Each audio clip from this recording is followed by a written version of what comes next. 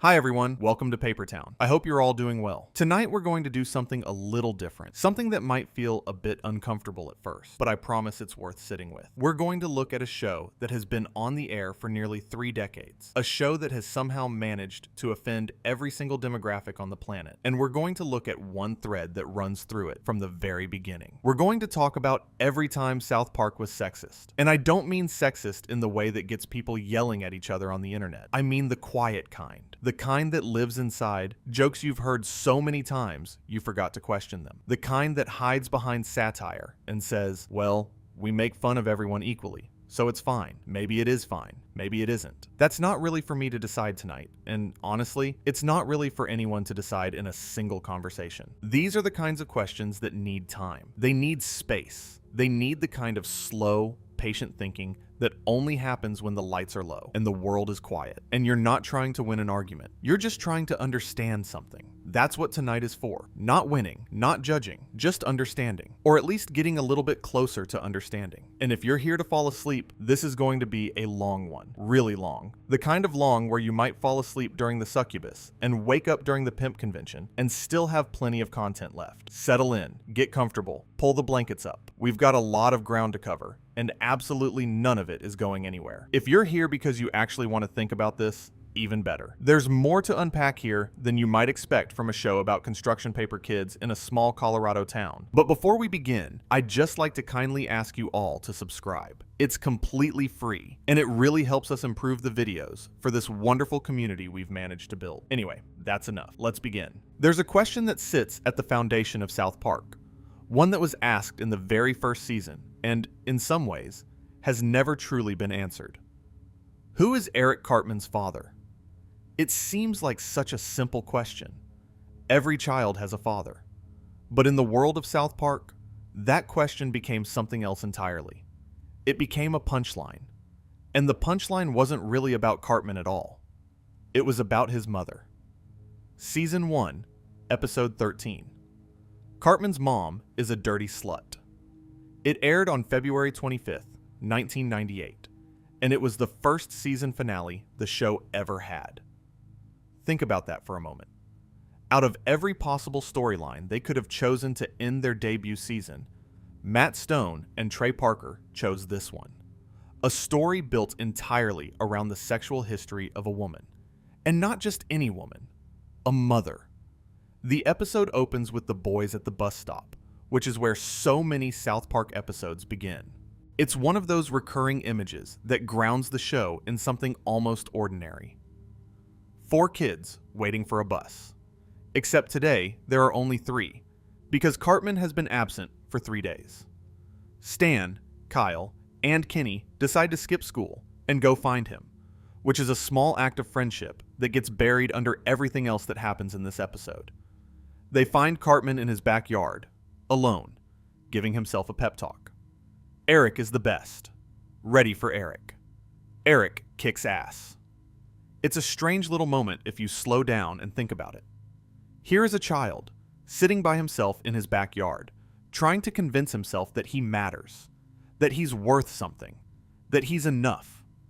And the reason he needs that reassurance, the reason he's been absent from school for 3 full days, is because he's been consumed by a question he can't answer. A question that most children never have to ask. Who is his father? There's something genuinely sad underneath all of this. Cartman is many things throughout the series. He's cruel. He's manipulative. He's bigoted in ways that would fill an entire separate video. But in this moment, in the first season, before the character became the monster we know him as today, he's just a kid who doesn't know where he comes from. He's a child dealing with the most fundamental kind of uncertainty. The uncertainty of identity, of belonging, of knowing who made you and why. And the show's answer to that vulnerability, the way it addresses this genuinely emotional question, is to make his mother's sexuality the joke. The boys go to Mr. Mackey for guidance, and Mackey suggests they spy on Cartman and record him so he can study the behavior, which is a strange suggestion from a school counselor, to put it mildly. But South Park has never been particularly interested in depicting responsible adults. At dinner that evening, Cartman finally confronts his mother directly. He wants to know who his father is. And the way the show frames this conversation tells you everything you need to know about how it's going to treat Leanne Cartman for the next 3 decades. She's evasive. She's sweet, but fundamentally empty. She doesn't quite answer the question. She can't answer the question. And the implication, which becomes the explicit text very quickly, is that she has slept with so many people in South Park that she genuinely does not know which one fathered her child. Think about what that means for a moment. Not as a joke, but as a character choice. The writers sat down and decided that the defining characteristic of this woman, this mother, would be that she has had so many sexual partners that basic biological paternity is impossible to determine. That's not a personality trait. That's a reduction. It takes a human being and flattens her into a single dimension. And that dimension is sex. Leanne tells Eric a story about meeting a man named Chief Running Water at a drunken barn dance. Cartman, desperate for any answer, for any thread of identity he can hold on to, latches onto this and travels to the Native American reservation to find his supposed father. There's a brief digression here where Cartman, believing himself to be of Native American heritage, embraces a cartoonish version of that identity, and then, believing himself to be African American after a misunderstanding, he shows up at the bus stop the next day dressed like a rapper. It's the kind of rapid-fire identity crisis that South Park does well, and it would be funnier if it weren't rooted in a child's genuine pain. Chief Running Water explains that he didn't actually sleep with Leanne that night. He saw her leave with Mr. Garrison. Cartman confronts Garrison, who responds with a line that encapsulates the entire premise of the episode. A line that would echo through the series for decades. "I might have made love to your mother at the drunken barn dance," Garrison says, "but who here didn't?" And no one in the bar can contradict him. Because, according to the show, literally everyone has slept with Cartman's mom.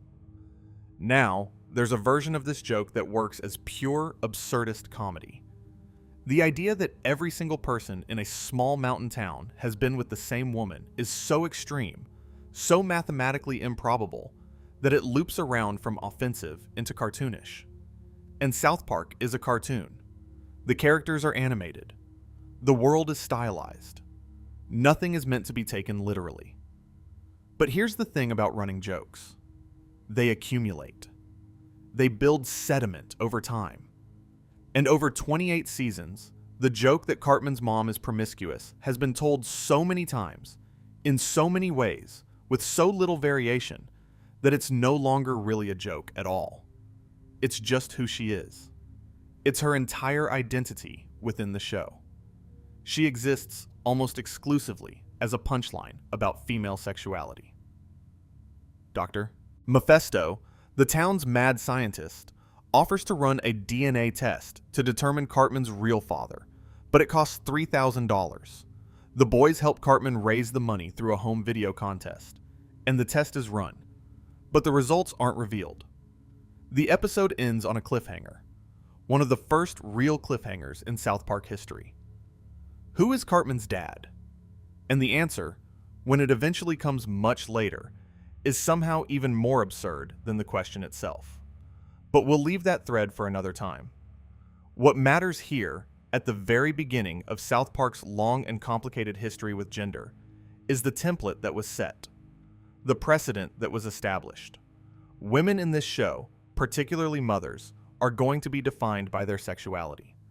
And that sexuality is almost always going to be treated as something shameful, something excessive, something that exists primarily for men to react to and comment upon. Leanne Cartman is not a character with depth or interiority. She doesn't have ambitions or fears or a rich inner life. She has a sexual history, and that history is her entire narrative function. She is, as the title of the episode declares, a dirty slut. And the show never moves beyond that label. It never peels it back to find the person underneath. Because for South Park, the label is the person. The joke is the character. And there's nothing else to find. There's a concept in psychology called the Madonna whore complex. Sigmund Freud described it over a century ago. This idea that men tend to categorize women into two groups: the pure, the maternal, the untouchable, and the sexual, the fallen, the disposable. A woman can be one or the other, but never both. She's either someone you respect or someone you desire, but never, somehow, a complete human being who contains both of those things. Leanne Cartman is the whore side of that equation, drawn with such broadness and such permanence that it's hard to imagine the writers ever intended her to be anything else. She's not a woman who happens to be sexually active. She's a woman whose sexual activity is the sum total of who she is. And the show never complicates that. It never shows her being a good mother beyond spoiling Cartman. It never shows her having friends, or ambitions, or regrets. She is, in the flattest possible sense, a joke. And the joke hasn't changed in 28 years. What makes this especially worth thinking about is the way it shapes Cartman himself. Eric Cartman is, by any measure, the most psychologically damaged character in South Park. He's a narcissist, a sociopath, a bigot, and a bully. And the show consistently traces those pathologies back to his home life, to his absent father, to his permissive, empty, sexually defined mother. The implication is that Cartman is broken because his mother is broken, that her failure as a woman, specifically as a sexual being, produced his failure as a human being. It's a causal chain that punishes the mother for the sins of the son, which is itself a very old pattern. The idea that behind every bad man is a bad woman, that female sexuality, left unchecked, produces male pathology. It's not a conscious argument the show is making, but it's an argument the show is living inside of, episode after episode after episode. You might argue that South Park treats everyone this way, that the show is, as its defenders often say, an equal opportunity offender. And there's some truth to that claim. The show has been cruel to every demographic, every institution, every belief system. But there's a meaningful difference between making fun of a character for something they do and making fun of a character for something they are. Cartman is mocked for his cruelty, his selfishness, his racism. Those are choices he makes, active decisions that he could, theoretically, make differently. His mother is mocked for her sexuality, which in the context of the show isn't really a choice at all. It's a condition. It's an essential quality. It's the thing that defines her. And that distinction, the difference between mocking behavior and mocking identity, matters more than you might think on a first viewing. Season 3, Episode 3, Succubus. It aired on April 21st, 1999, and it's one of those episodes that people remember for one specific scene. We'll get to that scene, don't worry. But first, let's talk about what the episode is actually about, because underneath the absurdity, buried beneath layers of crude humor and Canadian folklore, there's a story here about how men view women who take their friends away from them. And that story is older than South Park, older than television, older, really, than most things. The episode opens with Cartman at the eye doctor, where he learns he needs glasses. This is mostly a subplot, a running gag about Cartman's vision deteriorating throughout the episode, but it serves a metaphorical purpose, whether the writers intended it or not. Cartman literally cannot see clearly, and in an episode about perception, about how men perceive the women who enter their social circles, that feels relevant. The main story is about Chef. For those who need a reminder, Chef is Jerome McElroy, the school cafeteria worker voiced by Isaac Hayes. He's one of the warmest, most genuinely caring characters in the entire series. He sings inappropriate songs. He gives the boys terrible advice that somehow always contains a kernel of real wisdom. He's the adult they trust when every other adult in their lives is failing them. So when Chef starts spending all his time with a new girlfriend named Veronica, the boys feel abandoned, replaced, forgotten. And that feeling, that specific flavor of jealousy that emerges when a close friend enters a new romantic relationship, is something almost everyone has experienced. You've felt it. I've felt it. The sudden awareness that you've been displaced in someone's affections. The realization that the person who used to be available to you, who used to prioritize you, now has someone else at the center of their world. It's a real emotion, and it's a painful one.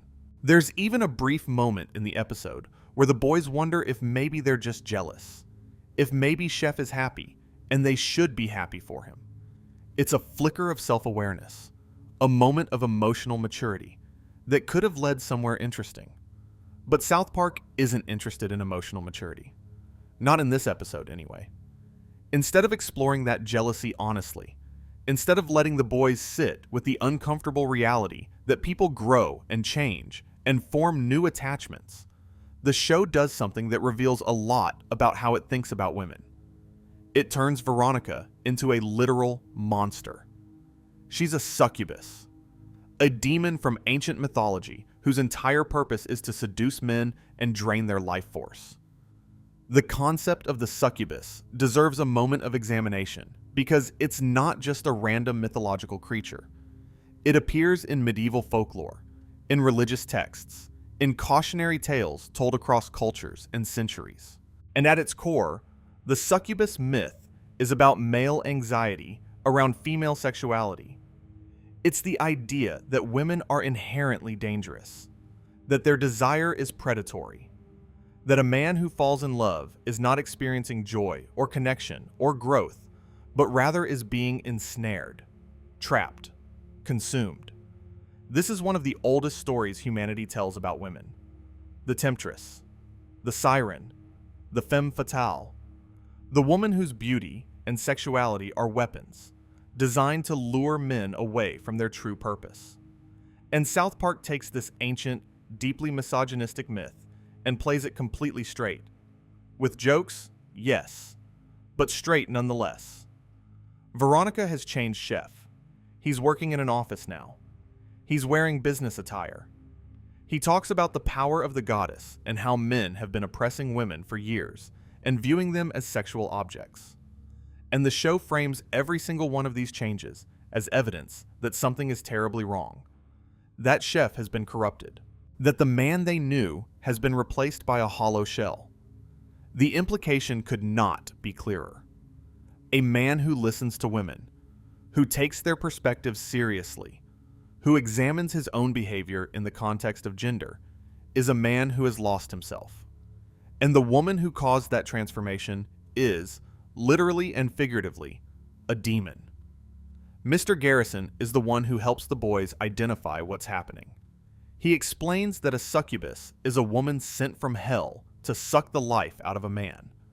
And while the show is obviously trafficking in hyperbole, the underlying message isn't that different from rhetoric you can find in certain corners of the internet today. That women trap men. That relationships are a form of captivity. That the best thing a man can do is remain free from female influence. These ideas didn't start with South Park, and they won't end with it. But the show gives them a comedic gloss that makes them easier to absorb. Easier to agree with without realizing you're agreeing. There's a wonderful digression in the middle of all this involving Chef's parents and the Loch Ness Monster.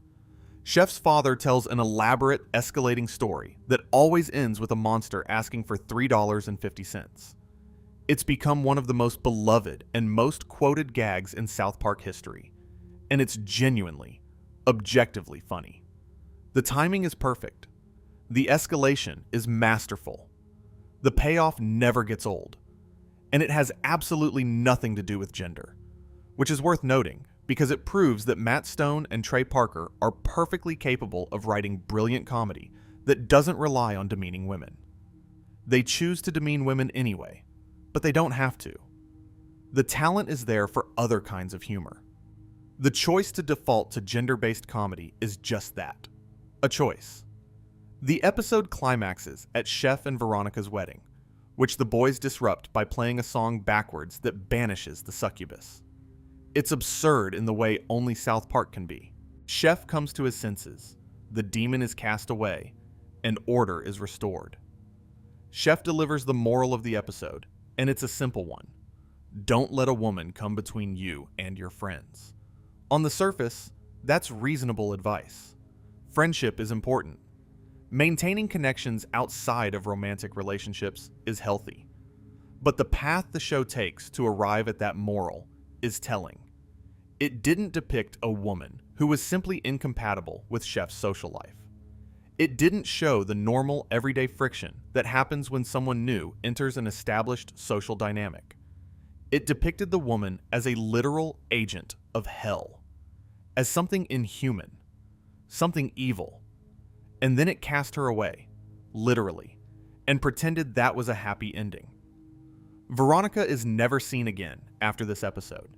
She's banished, erased, and Chef returns to his old life as if nothing happened. No growth, no change, no lasting impact. There's a term in literary criticism called the disposable woman. It refers to female characters who exist in a story only to be used and then removed.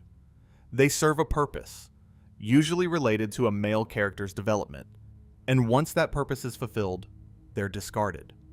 The woman is a tool, a catalyst. She makes something happen for a man, and then she's gone. You see this pattern in crime fiction, where women are killed to motivate male detectives. In action movies, where women are kidnapped to give male heroes something to rescue. In comedy, where women are embarrassed or degraded to give male characters something to react to. Veronica is a textbook disposable woman. She exists to threaten the boy's relationship with Chef. She serves that function for 22 minutes. And then she's literally, physically cast out of the narrative, banished by a spell, removed from reality itself. The show doesn't even bother giving her a quiet exit. It removes her with supernatural force, as if her very existence was an infection that needed to be cured. And the thing that makes this particularly insidious is how natural it feels. When you're watching the episode, Veronica's removal feels satisfying. It feels like the right ending. The boys get their friend back. Chef is free. The status quo is restored. You don't think about what happened to Veronica, because the show has structured itself so that you don't have to. She's not a person whose fate you're supposed to care about. She's a problem that's been solved. But of course, she was a person. Or she could have been, if the writers had chosen to make her one. She could have had motivations beyond seduction. She could have had a history, a perspective, a reason for existing that wasn't entirely defined by her relationship to a man. But the show didn't want a complicated woman. It wanted a simple one that could be introduced, used, and discarded in 22 minutes. And so that's what it created. And that's the thing about how South Park treats its female characters. They appear, they serve their narrative purpose as obstacles or punchlines or objects of male anxiety, and then they vanish. They don't have arcs. They don't have aftermaths. They don't leave marks. They just stop existing when the writers are done with them. Season 7, Episode 5, Fat Butt and Pancake Head. It aired on April 16th, 2003, and it's an episode that belongs to a very specific moment in cultural history. A moment when Jennifer Lopez was everywhere. Her music, her movies, her fragrance line, her high-profile relationships. She was one of the most visible women on the planet, and that visibility made her a target.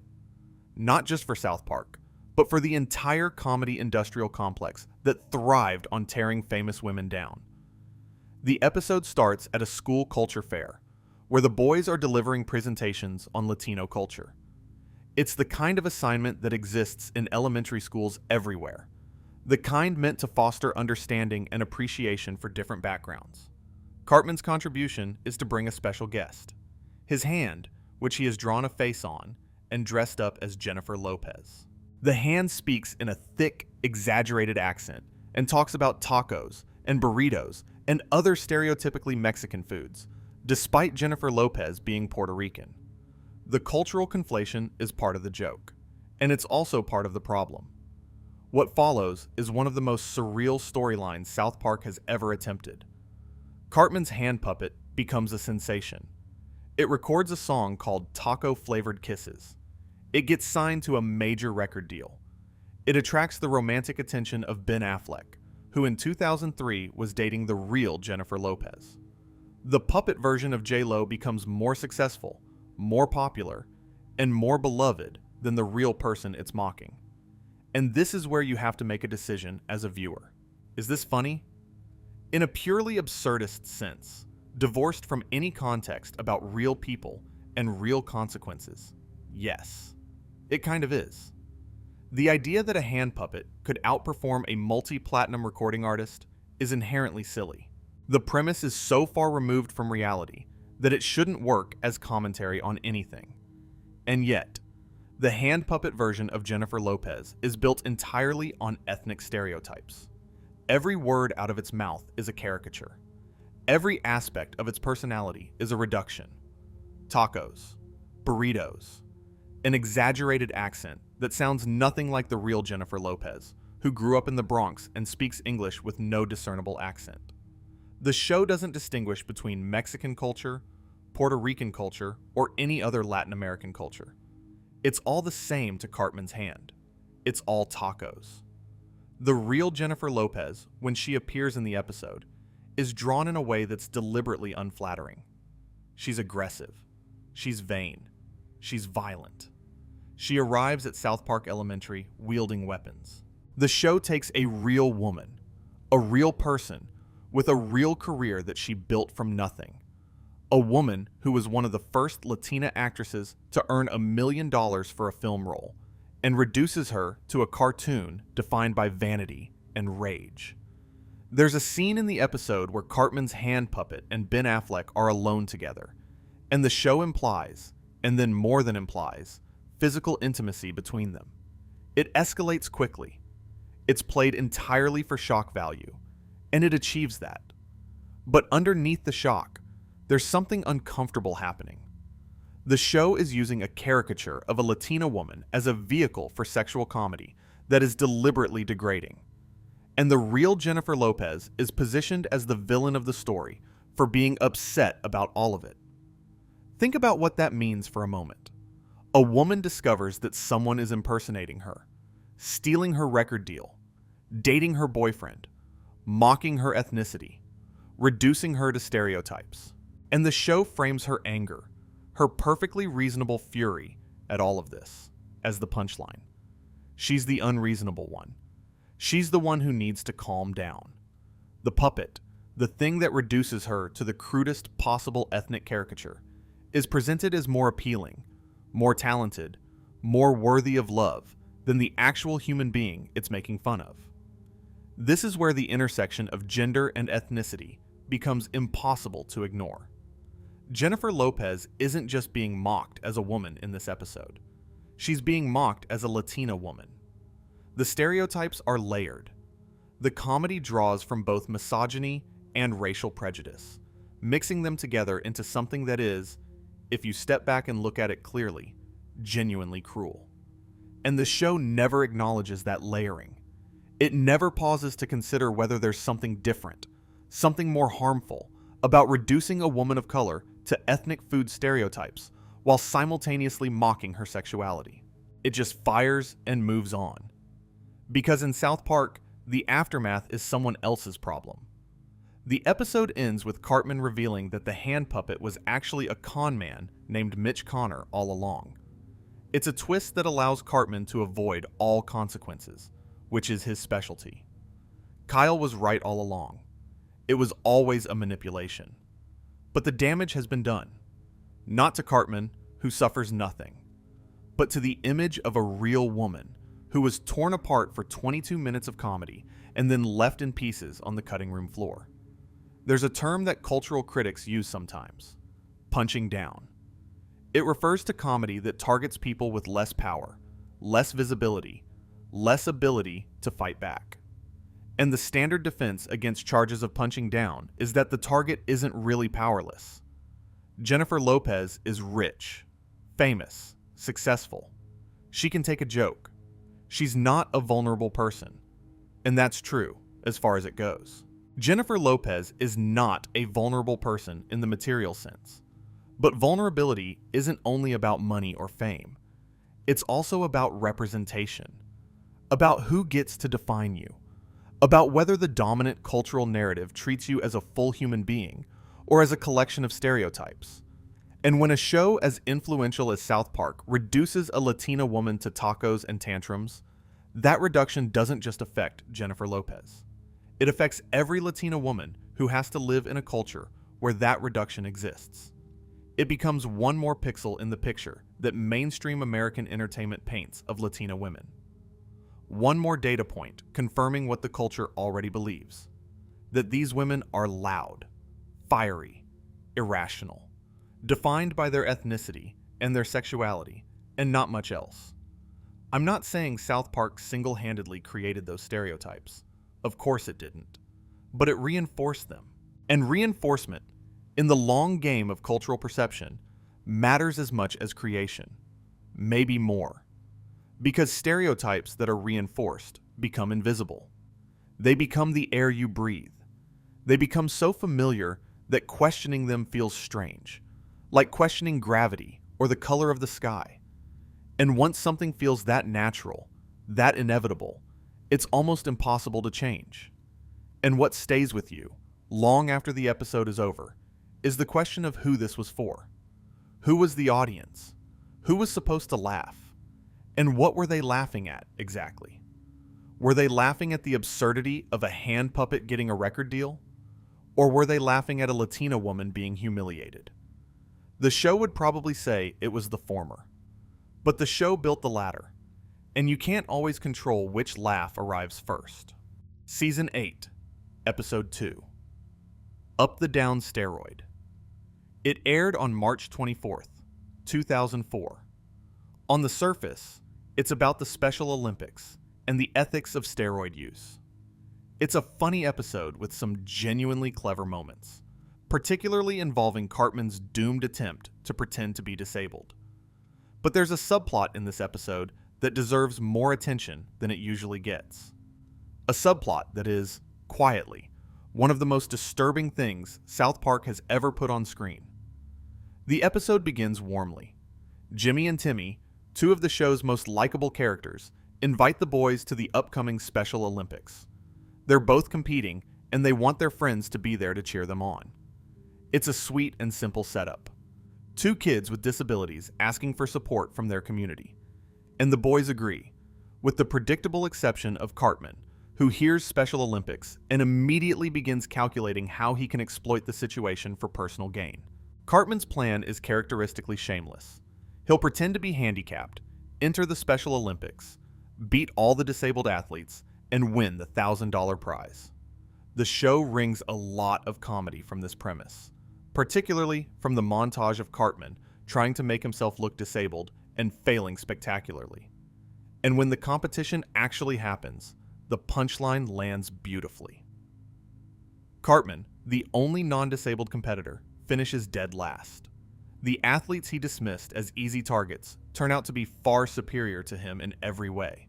It's a great gag and a genuinely affirming message about the ability and dedication of Special Olympics athletes.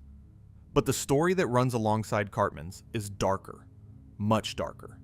Jimmy, who is a stand-up comedian with cerebral palsy, wants desperately to win the Special Olympics. He's been training hard, but he's not improving fast enough.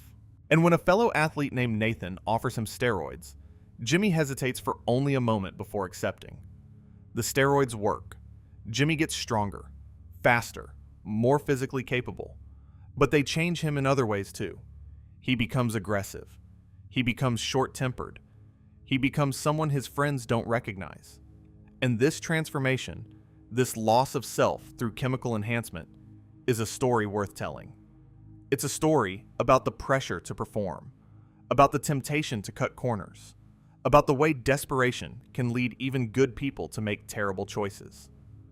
But the way the show chooses to illustrate Jimmy's transformation is where things go wrong. Because the writers needed to show that roid rage Jimmy is dangerous, that the steroids have made him volatile and violent, and to demonstrate that violence, they gave him a girlfriend and then had him beat her. Jimmy's girlfriend is introduced briefly, almost as an afterthought. She shows up in one scene, mentioned as someone he's been seeing since they met in Free Period the previous week. She barely has any lines. She has no personality, no distinguishing features, no reason to exist in the narrative except for what's about to happen to her.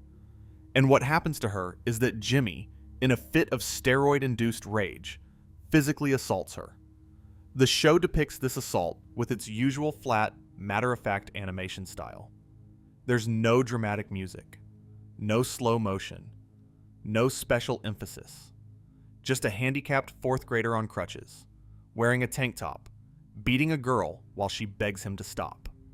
And the audience is supposed to laugh, because the juxtaposition is absurd, because Jimmy is small and uses crutches, because the idea of roid rage in a child is inherently silly. The show is banking on the absurdity of the image to override the horror of what's actually being depicted. There's a very specific creative choice being made here that I think is worth examining. The writers had infinite options for showing Jimmy's aggression. He could have destroyed property. He could have gotten into a fight with another boy. He could have been verbally abusive without being physically violent. He could have hurt an animal, which South Park has certainly depicted before. But they chose domestic violence against a girl, specifically, deliberately, and they chose to animate it with enough realism, enough duration, enough detail, that it sits in your memory long after the joke has faded. The question is why? And the answer, I think, has to do with the economy of shock value. South Park has always traded in transgression. The show's entire brand is built on the premise that nothing is sacred, nothing is off limits, nothing is too offensive to joke about.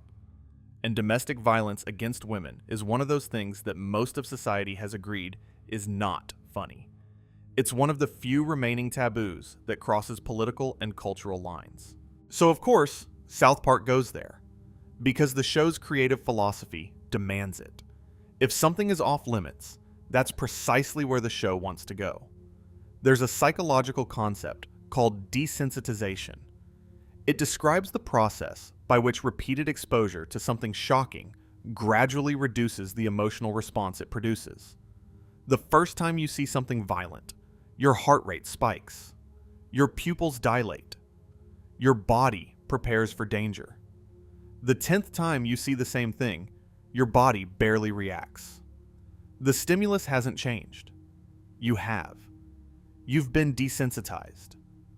And South Park, perhaps more than any other show on television, has been a desensitization machine. It has taken taboo after taboo and exposed audiences to them so frequently, so casually, so relentlessly, that the taboos stop feeling taboo. They start feeling normal. And when violence against women starts feeling normal in a comedy, that normalization extends beyond the comedy. It seeps into the viewer's expectations of what's acceptable, what's funny, what doesn't require a second thought. But shock value, by its nature, is diminishing. The first time you see something shocking, it hits you. It makes an impression. The 10th time, it's just another thing. And when you use the image of a woman being beaten as your shocking moment, when that's the tool you reach for to get a reaction from your audience, you're making a statement about how expendable you consider female suffering to be. You might not mean to make that statement. You might not even be aware you're making it. But you're making it anyway. Every time you choose a woman's body as the canvas for your comedy, you're telling the audience something about what you think women's bodies are for. The episode ends well enough. Jimmy wins the Special Olympics, but eventually admits he was cheating. He returns his medal. There's a moment of moral reckoning between him and Timmy, and it feels earned. Cartman, meanwhile, learns nothing, which is par for the course. The show wraps up its themes about competition and sportsmanship with reasonable grace. But there's no reckoning for what Jimmy did to his girlfriend. Not a word of apology. Not a moment of regret. Not even an acknowledgement that it happened. She simply disappears from the episode. She served her purpose as a prop for the steroid storyline, and now the show is done with her. Her pain was a punchline, and punchlines don't get follow-ups. They get forgotten. And if you think about it long enough, lying in the dark, listening to these words, that absence might be the most disturbing thing about the entire episode. Not the violence itself, but the silence that follows it. The way the show moves on as if nothing happened. As if she didn't matter. As if she was never really there at all. There's a philosophical concept that I think applies here. It's called the banality of evil, and it was coined by the philosopher Hannah Arendt. She used it to describe how ordinary people can participate in terrible systems without ever feeling like they're doing anything wrong. The evil isn't dramatic or theatrical. It's mundane. It's bureaucratic. It's the filing of paperwork that sends people to their deaths. It's the shrug that says, "I was just doing my job." Now, I'm not comparing South Park to genocide. That would be absurd. But the underlying principle, the idea that harm can be committed casually, without malice, without even awareness, is relevant to what we're talking about. The writers of South Park didn't sit down and say, "Let's trivialize domestic violence against women." They sat down and said, "What's a funny consequence of steroid use?"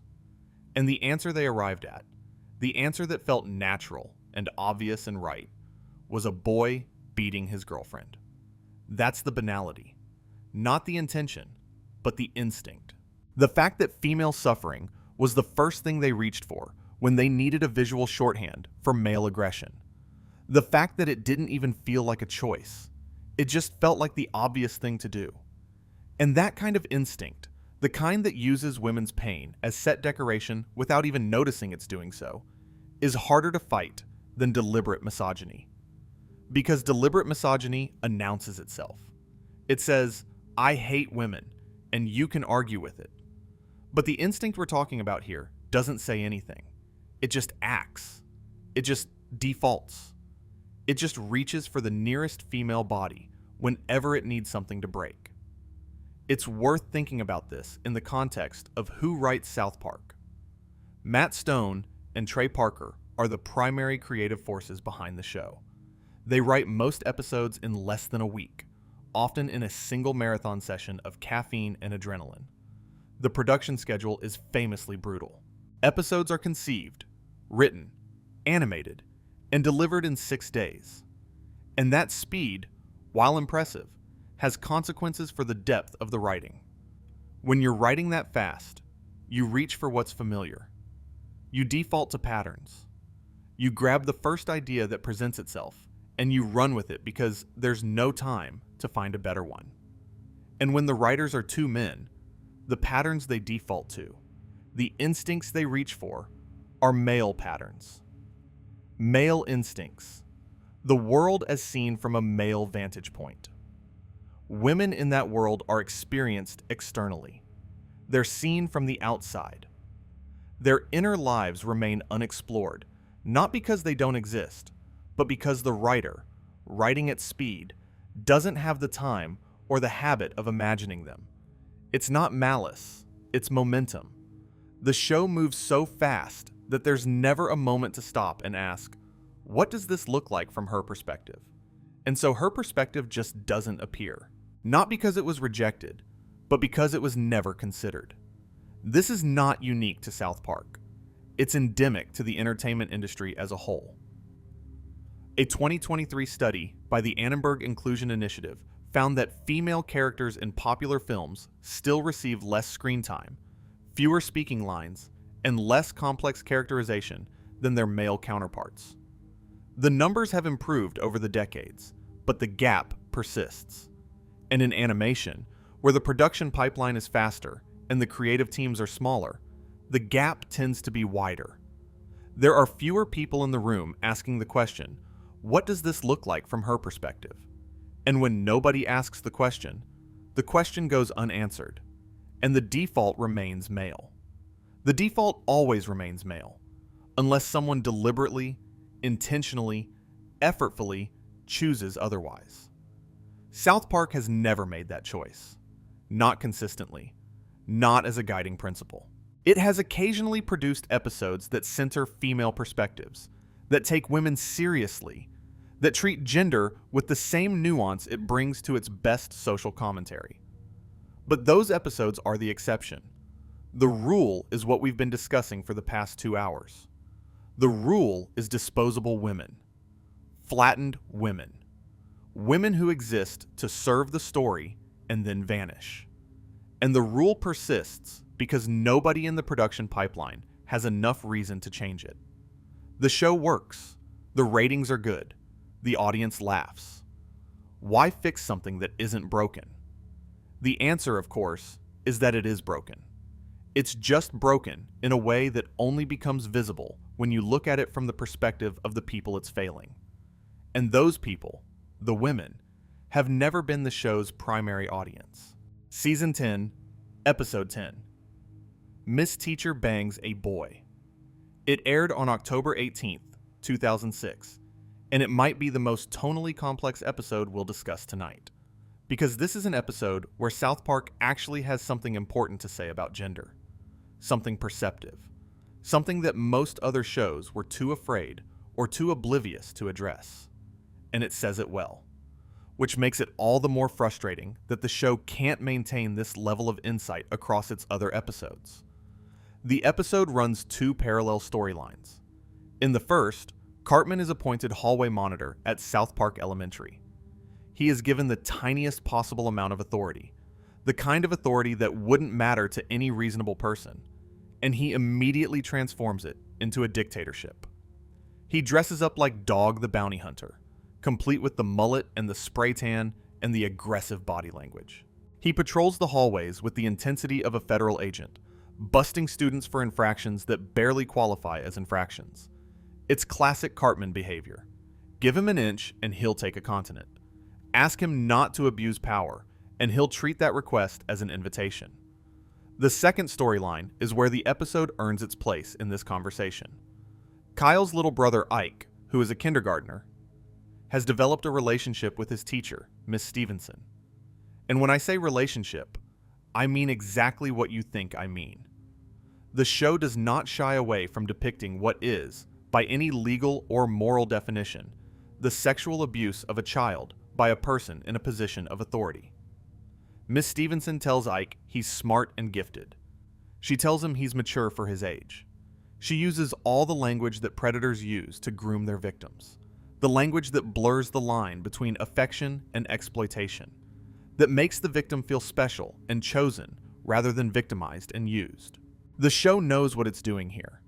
The writers are fully aware that they're depicting child sexual abuse, and they play it for comedy, which is a creative choice you can certainly argue about. But the comedy isn't really aimed at Ike or at the abuse itself. It's aimed at something else entirely, something more interesting and more damning. Because when Kyle discovers what's happening and tries to get help, every adult he approaches has the same reaction. They hear that a young boy is sleeping with his attractive female teacher, and instead of being horrified, they're impressed. Nice, they say. Nice. The police officers, who initially seem outraged and ready to arrest someone, completely change their tone when they learn the abuser is a woman. The entire apparatus of protection that's supposed to exist for children, the parents, the police, the school administration, fails utterly. Not because they don't know what's happening, but because they don't think it counts. Because the abuser is a woman. Because the victim is a boy. Because society has decided that these particular circumstances don't constitute a crime. They constitute a fantasy. And this is, surprisingly, one of the most perceptive and important things South Park has ever done. Because this double standard is real. It exists in the actual world, not just the cartoon one. When female teachers sexually abuse male students, the cultural response is measurably different from when the genders are reversed. There is a well-documented tendency to minimize the abuse, to treat the boy as lucky rather than damaged, to view the woman as something other than what she plainly is, which is a predator. News coverage treats these cases differently. Public reactions are different. Sentencing outcomes are different. And South Park captures this hypocrisy with surgical precision. The irony, and it's a heavy irony, is that the same writers who recognized this injustice, who saw this specific double standard so clearly and depicted it so effectively, are the same writers who, in other episodes, perpetuate similar double standards without a second thought. The show that asks you to take Ike's abuse seriously also asks you to laugh at Jimmy beating his girlfriend. The show that exposes how society minimizes female-on-male abuse also minimizes, in dozens of other episodes, the ways women are demeaned and dismissed. The inconsistency is striking, and it suggests that the writer's insight into gender is selective. They see the problem when it affects boys and men. They become considerably more blind when it affects girls and women. With the police proving useless, Kyle turns to Cartman, which is an act of desperation that perfectly illustrates how badly the system has failed. Cartman is the absolute last person you'd want to rely on for anything. But his worst qualities, his obsession with authority, his complete disregard for social norms, his willingness to use violence and intimidation, suddenly become exactly what the situation requires. He's the only person in South Park who isn't paralyzed by the double standard, mainly because he doesn't care about social standards at all. Cartman tracks Ike and Miss Stevenson to a hotel in Milan, where she's taken the boy. He raids the hotel with his hallway monitor authority, which is absurd on every level, and confronts Miss Stevenson. The episode ends darkly. Miss Stevenson, cornered and facing actual consequences for the first time, chooses to jump from the balcony. It's a grim ending that the show doesn't try to soften or redeem. She's a predator who is caught, and the show treats her accordingly. What makes this episode so interesting, in the context of our larger conversation, is how it handles its female villain. Miss Stevenson is not demeaned because of her gender. She's not reduced to sexual stereotypes. She's not mocked for her appearance or her femininity. She's condemned for her actions. Specific, criminal, unambiguously wrong actions. And that condemnation is treated with genuine moral seriousness, even within the absurd framework of the show.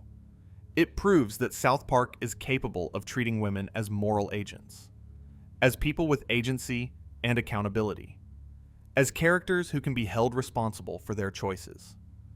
The question, and it's a question that nags at you as you think about the show's broader track record, is why that capability only seems to surface when the woman is a villain. When it's time to write a female hero, or a female character with depth and nuance and complexity, the show defaults to stereotypes and punchlines. It can only seem to take women seriously when it's taking them down. This asymmetry reveals something about the writing itself. Creating a compelling female villain requires understanding female motivation, psychology, and agency. It requires seeing a woman as a complete person who makes choices, even terrible choices, for reasons that make internal sense to her. And the writers demonstrate in this episode that they can do that. They can write a woman who is three-dimensional, who has desires and strategies, and a coherent, if monstrous, worldview. But creating a compelling female hero requires the same skills, plus one more. Empathy. Not sympathy, which is feeling sorry for someone, but empathy, which is feeling with someone. Seeing the world through their eyes. Understanding their frustrations, their aspirations, the specific texture of their daily experience. And this is where the writing falters. Not because Matt Stone and Trey Parker are incapable of empathy. They clearly aren't. The show is full of empathetic moments for its male characters. Kyle's moral anguish, Butter's innocent optimism, even Cartman's occasional vulnerability. The writers know how to make you feel for a character. But when the character is female, that empathy becomes sporadic, unreliable, present in some episodes and absent in others, as if the writers can only access it intermittently, like a radio signal that fades in and out depending on the weather. And maybe that's the most honest thing to say about South Park's relationship with its female characters. It's not that the writers can't do better. It's that they don't always choose to. The capability exists. The consistency doesn't. And in the gap between capability and consistency, an entire gender falls through the cracks. Season 13, Episode 13. Dances with Smurfs, November 11th, 2009. And this one, if you're paying attention, isn't really about Smurfs at all. It's about the machinery of destruction. The way a person with a platform and no principles can dismantle someone's reputation simply by repeating lies loudly enough and long enough. The episode begins with a small vacancy. The previous morning, announcements reader at South Park Elementary, a third grader named Gordon Stolsky, is removed from the position after a hostage situation goes badly. This is the kind of casually absurd plot point that South Park drops without ceremony. A hostage situation at an elementary school, resolved in seconds, mentioned in passing, immediately forgotten. The world of South Park is so saturated with violence and chaos that even a hostage situation barely registers. Cartman sees the vacancy and applies for the morning announcements position. He wins, and almost immediately begins using the platform to attack Wendy, who is the school's student body president. He calls her a socialist. He accuses her of destroying the school. He fabricates conspiracy theories. He invents an elaborate narrative in which Wendy is secretly planning to kill Smurfs. And the thing is, it works. The younger students, the second and third graders who don't have the context or the critical thinking skills to recognize propaganda, believe him. They take Cartman at his word. And Wendy, who has done nothing wrong, who has been fulfilling her duties as student body president with competence and integrity, becomes the most hated person in the school. Not because of anything she did, but because a boy with a microphone decided to destroy her. The parallels to real-world media are obvious enough that the show doesn't need to underline them, though it does anyway. The episode is a parody of political commentators like Glenn Beck, who was at the height of his influence in 2009. It's about the way partisan media creates enemies out of ordinary people. The way repetition substitutes for evidence. The way emotional manipulation replaces rational argument. But what the show doesn't fully acknowledge, or perhaps doesn't care to acknowledge, is the gendered dimension of what's happening. In the real world, women in positions of power are disproportionately subjected to the kind of character assassination that Cartman inflicts on Wendy. The attacks are more personal, more vicious, more focused on character than policy. Women politicians, women executives, women in any form of public leadership face a specific kind of scrutiny that their male counterparts often don't. And the language used against them, the slurs, the diminishments, the sexual innuendo, follows patterns that have been documented and studied extensively. Cartman writes a 540-page book that consists entirely of insults directed at Wendy. 540 pages. Think about the obsession that requires. Think about the dedication to someone else's destruction. Kyle points out that the book is nothing but name-calling and character assassination, but nobody listens to Kyle. Nobody ever listens to Kyle when he's right, which is one of the show's more realistic recurring themes. Cartman films elaborate segments where he paints himself blue and lives among Smurfs. He falls in love with Smurfette. He creates an entire fictional narrative in which he is the hero, and Wendy is the monster who destroys Smurf Village for its natural resources. It's absurd. It's ridiculous. And it's devastatingly effective. Because people don't consume propaganda because it's true. They consume it because it's compelling. Because it gives them someone to blame. Because it turns the complexity of the world into a simple story with clear heroes and clear villains. Wendy's solution, when it finally comes, is masterful. She appears on Cartman's show, and instead of trying to defend herself with facts, which have proven useless, she turns Cartman's own narrative against him. She uses his conspiracy theory logic to suggest that Cartman was actually a secret operative sent to destroy the Smurfs on behalf of the school government. She beats him at his own game. She uses his weapons against him. And it works. Cartman loses his audience, his credibility, his show, and his reputation. It's a satisfying reversal, but it comes at a cost that the show doesn't acknowledge. Wendy had to descend to Cartman's level to defeat him. She had to abandon truth and engage in the same kind of manipulation she was fighting against. She had to become, at least temporarily, the kind of person she despises. And the show treats this as a victory, as clever strategy, as the right move. Maybe it was the right move. Maybe sometimes you have to fight fire with fire. But there's a melancholy in it. A sense that the system has absorbed another honest person. That the rules of engagement have been set by the worst people in the room, and everyone else just has to adapt. And next week, Cartman will be back, and Wendy will still be the student body president nobody listens to. The cycle continues. The pattern holds. And no single victory, no matter how satisfying, seems to break it. There's something almost Sisyphean about Wendy's position in this show. The Greek myth of Sisyphus tells of a man condemned by the gods to push a boulder up a hill for eternity, only to watch it roll back down every time he nears the top. The philosopher Albert Camus wrote that we must imagine Sisyphus happy, that the struggle itself is enough. That meaning can be found in the repetition, in the persistence, in the refusal to stop pushing, even though you know the boulder will always return to the bottom. I think about Wendy in those terms sometimes. She pushes the boulder.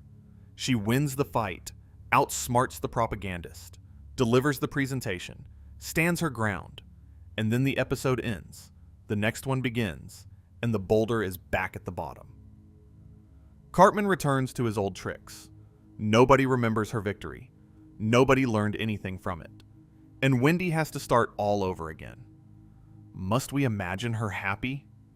I'm not sure, but I think we should at least imagine her exhausted, because she is the only character in South Park who seems to be genuinely, consistently fighting for something beyond her own self-interest.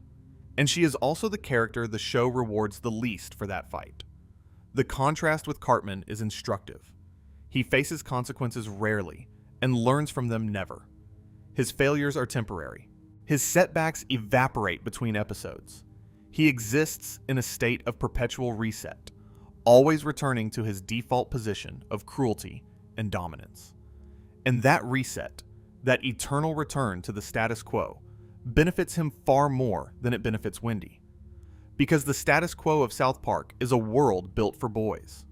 A world where boys define the terms and set the narratives. Wendy can win a battle. She can never win the war. Because the war is structural. And structures don't change just because one person is brave. Season 13, Episode 4. Eat, Pray, Queef. April 1st, 2009. Even the air date feels deliberate. April Fool's Day. A day for jokes. And this is, at its core, a joke.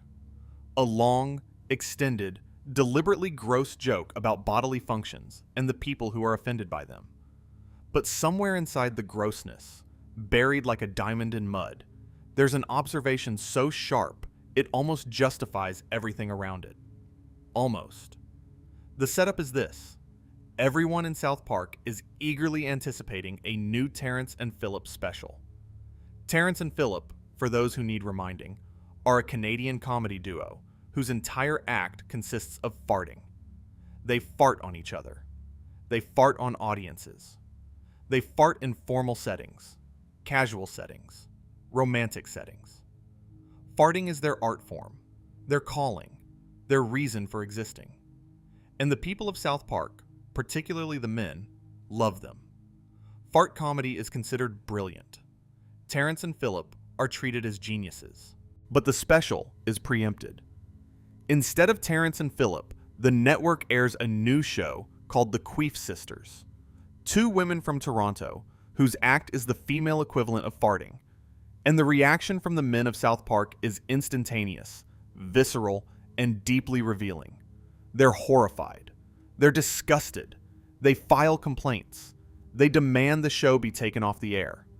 They treat what is, objectively, the same type of humor performed by the same demographic in the same country as something fundamentally different.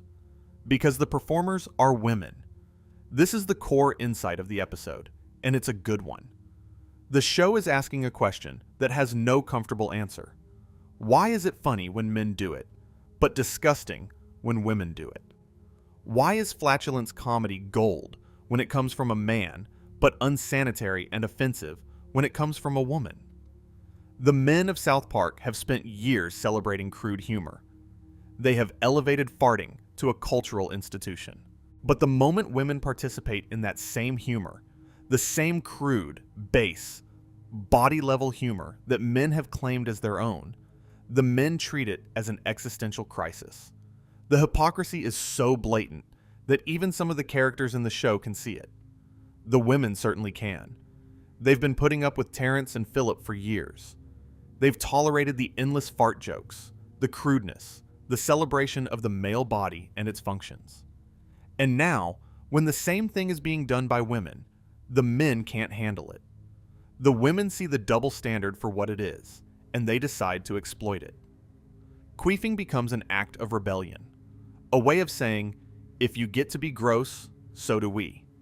If your body gets to be the source of humor, ours does too. The men's response is disproportionate in a way that mirrors real-world gender dynamics with uncomfortable accuracy. They treat the women's behavior as an emergency, a crisis, a threat to the social order. They hold meetings. They form coalitions. They treat a bodily function as if it were an act of war.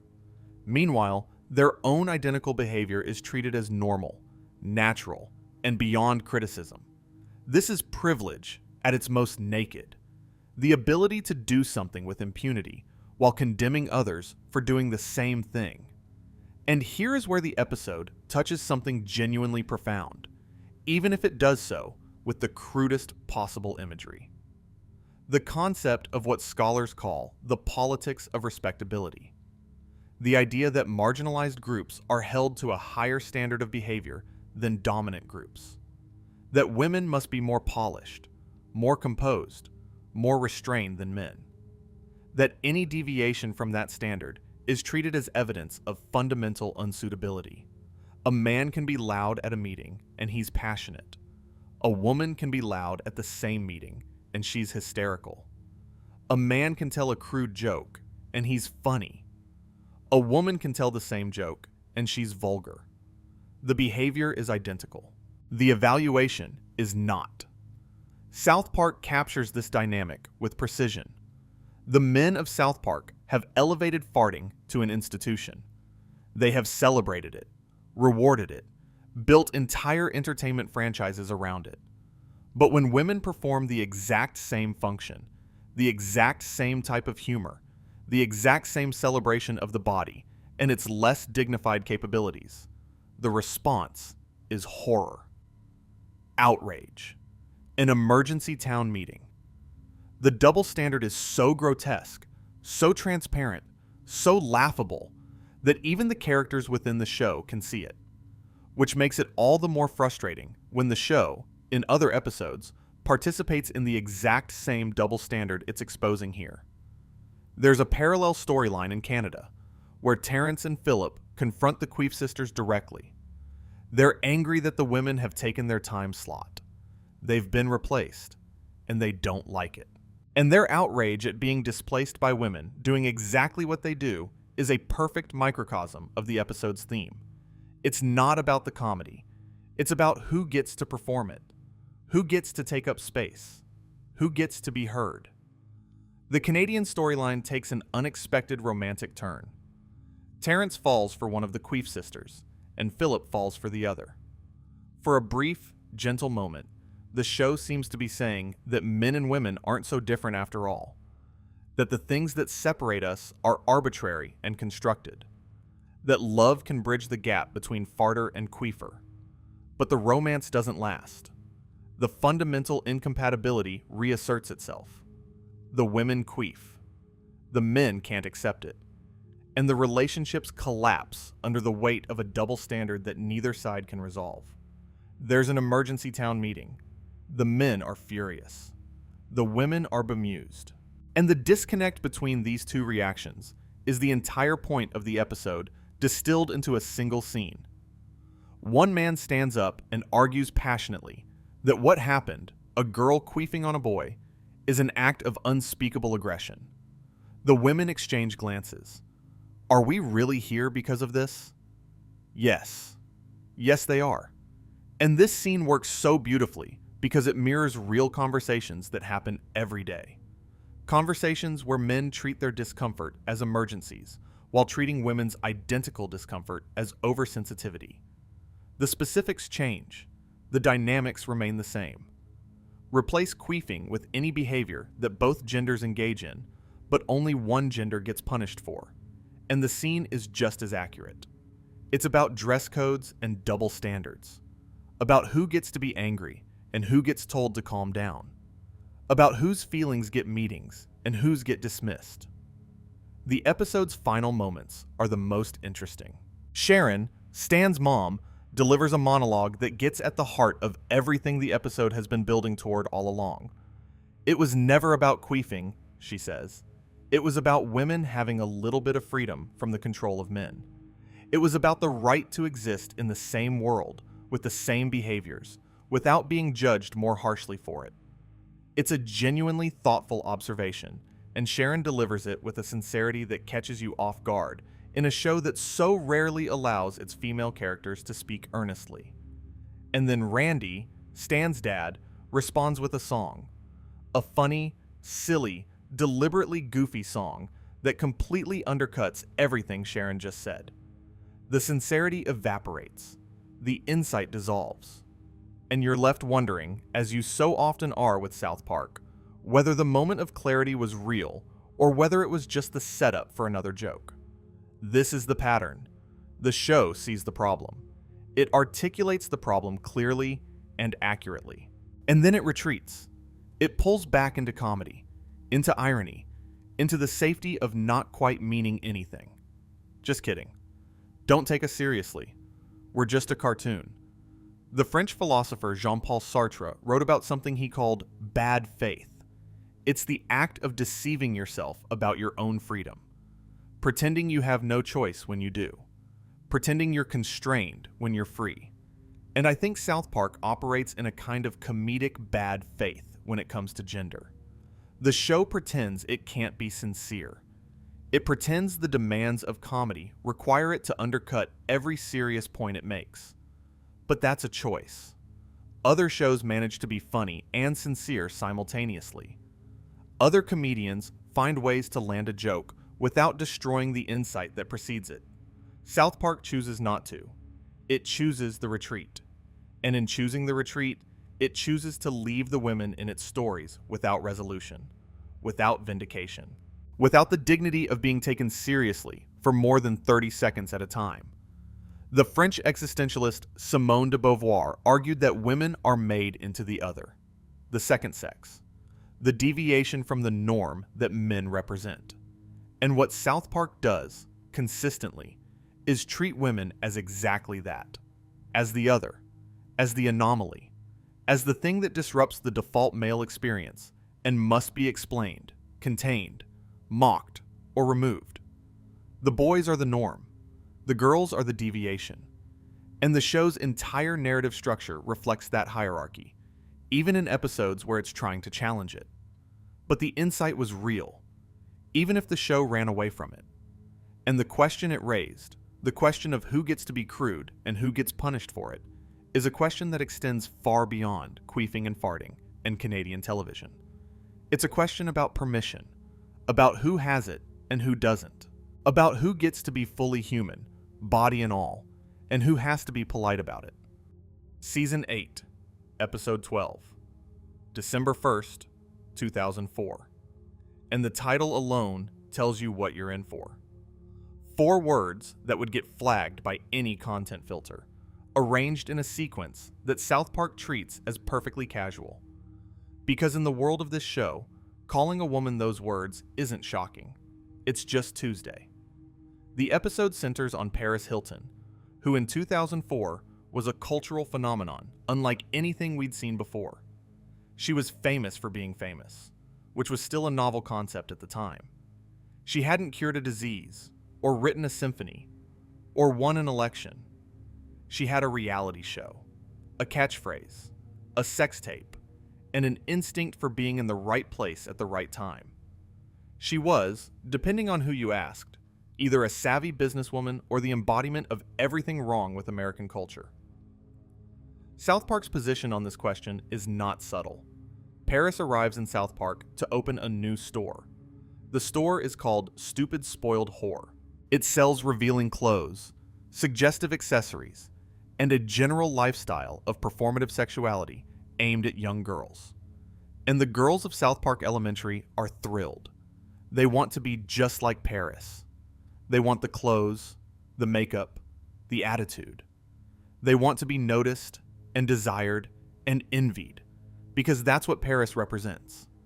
The idea that a woman's value is measured by how many people want her. And Wendy, once again, is the lone dissenter. She sees the store for what it is. She tells her friends that the idea that they'll be valued for their sexuality is belittling to their gender. And she's right. She's completely, unambiguously, inarguably right. But the show puts her in the same position it always puts her in. The position of being right and being ignored. Of seeing clearly in a world that prefers to be blind. There's something painfully real about the dynamic that plays out between Wendy and her friends. The girl who refuses to conform, who sees through the marketing, who holds on to her own values while everyone around her is rushing to abandon theirs, is the one who gets left out. It happens in schools every day. It happens to real girls, right now, as you're listening to this. The pressure to be desirable, to perform a version of femininity that exists for male consumption, starts young and hits hard.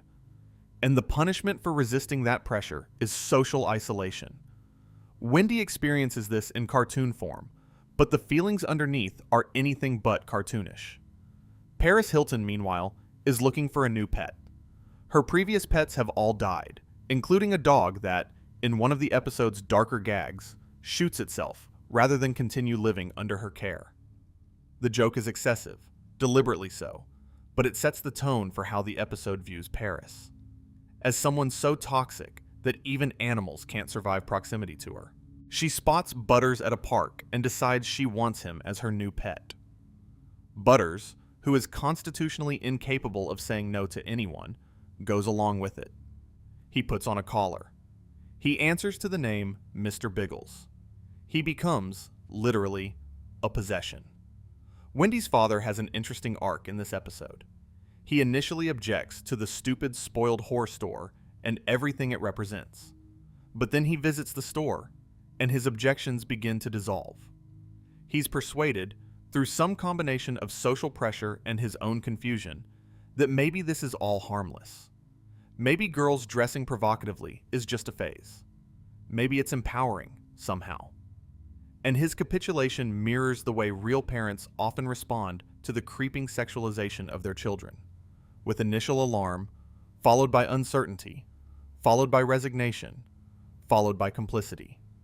It's easier to go along with the culture than to fight it. Even when the culture is telling your 10-year-old daughter that her primary value lies between her legs. The resolution of the episode involves Mr. Slave, one of South Park's most deliberately provocative characters. Wendy goes to Mr. Slave for advice, reasoning that he's the most experienced person she knows when it comes to the lifestyle Paris Hilton represents. And Mr. Slave's response is the most sincere moment in the episode. He tells Wendy that there's more to life than what Paris is selling. That the party lifestyle, the performative sexuality, the endless pursuit of attention is empty. It doesn't fulfill you. It doesn't make you happy. It just makes you tired. Coming from Mr. Slave, who has been there, who has lived it, who knows what he's talking about from first-hand experience, the advice carries a weight that it wouldn't carry from anyone else. It's the recovering addict telling you not to start. the voice of experience cutting through the glamour. The episode ends with Mr. Slave defeating Paris in a contest that is too crude to describe in detail. Paris is, essentially, removed from the narrative by being absorbed, and the stupid spoiled whore store presumably closes. The immediate threat is neutralized. Wendy's position is vindicated. The right side won. But the way the show gets there, through gross-out humor and shock value, and the literal physical consumption of a real woman by a fictional character, undermines the message so thoroughly that you have to wonder if the message was ever the point. Was the episode really about the sexualization of young girls? Or was it about finding new and creative ways to humiliate Paris Hilton? Both are present, but the humiliation is louder, and loudness, in the economy of attention, always wins. The sociologist Arlie Hochschild wrote about something she called the second shift. The idea that women, even after entering the workforce, still perform the majority of domestic labor. They work two jobs, one that's visible and compensated, and one that's invisible and taken for granted. I think there's an analog in how we consume media about women. The first layer is the content itself, the jokes, the gags, the plot lines. The second layer is the work of interpreting that content, of separating the critique from the cruelty, of deciding what the show really means, what it's really saying beneath the shock value. And that interpretive work falls disproportionately on women. Because men can watch an episode like Stupid Spoiled Whore Video Playset and simply laugh. They can enjoy the spectacle without feeling implicated by it. But women watching the same episode have to do the additional labor of figuring out whether the show is on their side or not. Whether the critique of sexualization is genuine, or whether it's just another form of the thing it's pretending to critique. That labor is invisible. It's uncompensated. And it's exhausting. And the cruelest irony of all might be this. The episode's message, stripped of all its gross-out humor and celebrity mockery, is a good one. Don't let pop culture define your worth. Don't let media images tell you who you should be. Think for yourself. Be like Wendy, not like Paris. But the medium contradicts the message. The show tells girls to resist media influence while being itself a piece of media that influences them.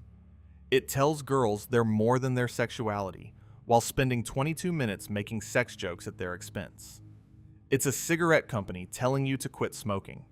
The words are right, but the context makes them meaningless. Season 13, Episode 9, Butter's Bottom Bitch, October 14th, 2009. And this is one of those episodes where South Park's genius and its blind spots exist in the same frame, like one of those optical illusions where you can see two different images depending on how you look at it. It starts with a moment of childhood vulnerability that is almost too real for South Park. The other kids find out that Butters has never kissed a girl. And in the social hierarchy of 4th grade, this is apparently devastating news. The other boys mock him. They make fun of him. They treat his inexperience as a fundamental deficiency, as evidence that something is wrong with him. And Butters, who absorbs cruelty the way a sponge absorbs water, takes it all in and decides he needs to fix the problem immediately. This is worth pausing on, because it's one of the quieter ways the show reinforces gender norms without commenting on them. The idea that a boy's worth is tied to his experience with girls. That a boy who hasn't kissed a girl is somehow lesser, incomplete, not yet a real boy. This belief exists in the actual world. It starts young, younger than most adults want to admit. It's there in the playground, in the locker room, in the casual cruelty of boys who haven't yet learned that there are other ways to measure yourself. And it sets in motion a relationship with the opposite sex that is transactional from the very beginning. Girls become checkboxes, milestones, proof of manhood, evidence that you're keeping up, that you're normal, that you belong. Their feelings, their agency, their right to be more than someone else's achievement never enters the equation. The psychologist William Pollack has written extensively about what he calls the boy code. The unwritten rules that govern masculine behavior from a very young age. Don't cry. Don't show weakness. Don't admit you're scared. And crucially, prove your masculinity through your relationships with girls. The boy who has a girlfriend is a success. The boy who doesn't is a failure. And this framework, this code, turns girls into currency, into tokens exchanged in a game that's really about status among boys. The girl isn't the point. The boy's reputation is the point. And the girl's experience of being used as a token doesn't register, because within the boy code, her experience simply doesn't matter. Butters, sweet and innocent as he is operating within this code without realizing it. He doesn't want to kiss a girl because he likes a girl. He wants to kiss a girl because the other boys told him he should have. His motivation is entirely external. It's about conformity, about belonging, about escaping the shame of being different. And the girl he pays for a kiss, the girl who starts this whole chain of events, is never asked what she wants. She's just there, providing a service, filling a need that has nothing to do with her. Someone tells Butters about a girl who sells kisses for $5 behind the temporary building during recess. Butters pays. He gets his kiss. He's overjoyed. And then, because he's Butters, because he has a peculiar gift for stumbling into situations that would be illegal for adults, he notices that the girl is making good money. He does some math. He sees an opportunity.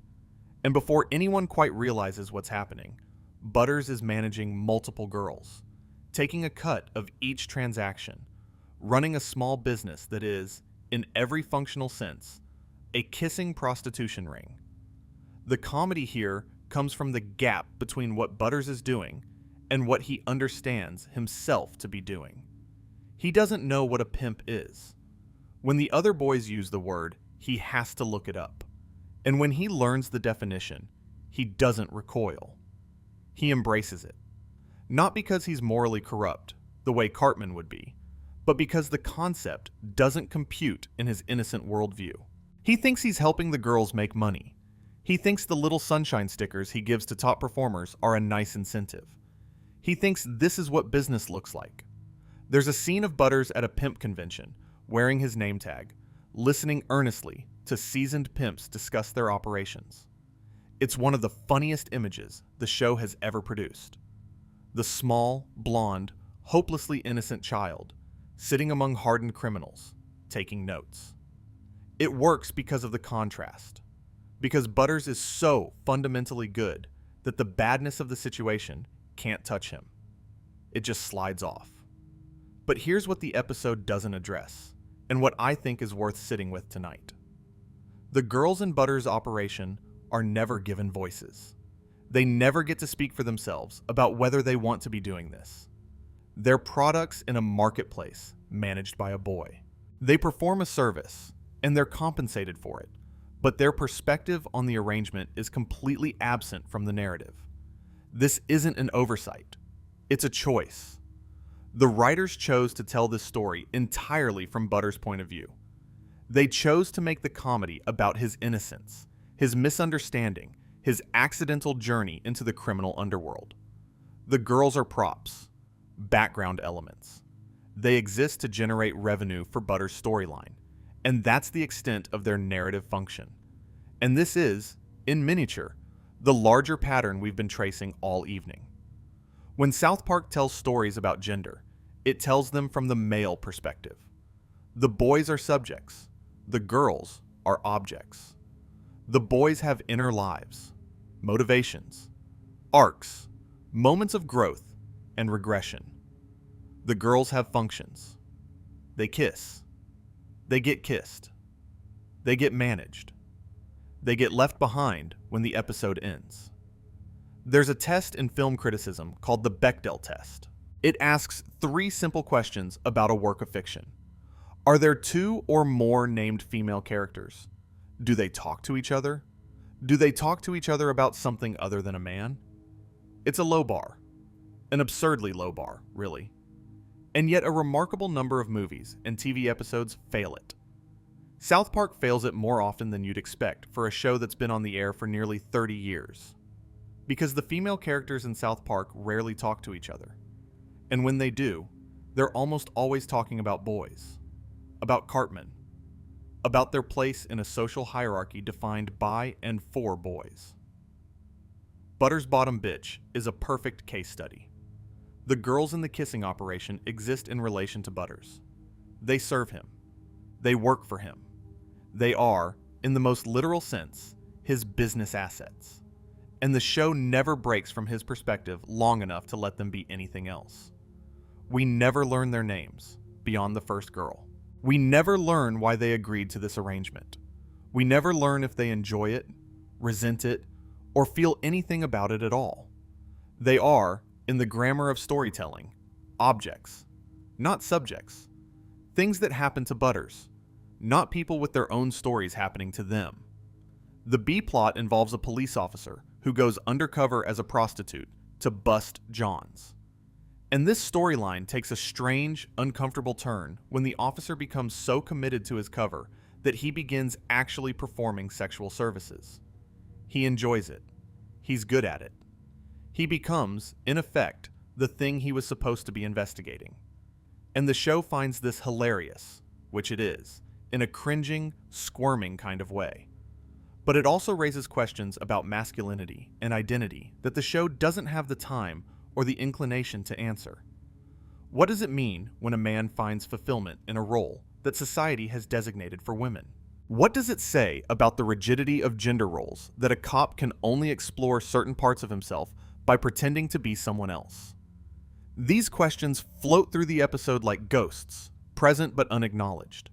And perhaps that's the most interesting thing about Butter's Bottom Bitch as a whole. It's an episode that contains multitudes of insight about gender, power, commodification, and the performance of masculinity, and it engages with precisely none of them on purpose.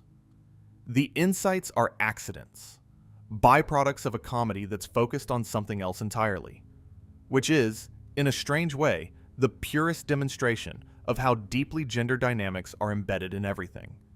You don't have to look for them. You just have to look at anything long enough, and they'll reveal themselves. Even in an episode about a 9-year-old pimp. The episode ends sweetly, as Butters' episodes tend to. He realizes that the pimp lifestyle isn't for him. That genuine connection is more valuable than any business model. He walks away from his empire, such as it was, and returns to being the innocent, optimistic, perpetually abused child we know and love. It's a gentle landing for a story that spent its runtime in some very ungentle territory. But the sweetness of the ending doesn't change what the episode chose to be. It chose to be a comedy about a boy profiting from girls' physical affection. It chose to tell that story without ever asking what the girls thought about it. It chose, as South Park so often chooses, to treat women as the scenery in a story about men. If you've been following along, and I know some of you have been sleeping, and that's perfectly fine, that's what we're here for, you might have noticed something emerging from these individual episodes. A thread. Not a conspiracy. Not a deliberate campaign. Just a tendency. A gravitational pull. A default setting that the show returns to over and over again. The thread looks like this. A female character is introduced.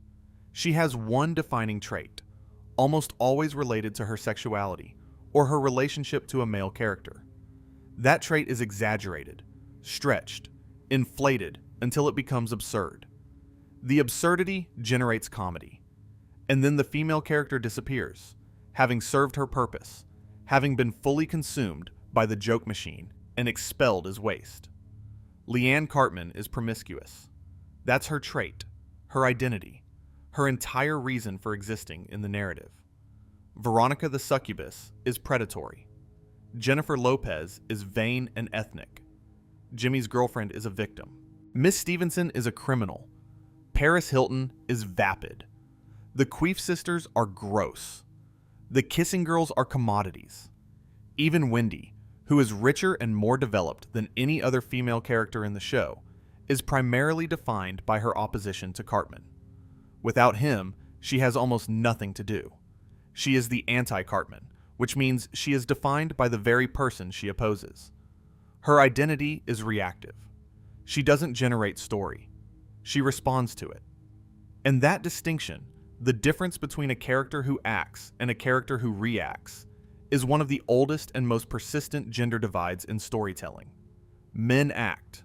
Women react. Men drive the plot. Women are driven by it. Men are the wind. Women are the weather vane. There are exceptions to this in South Park, and we've discussed some of them tonight. But the exceptions prove the rule precisely because they feel exceptional.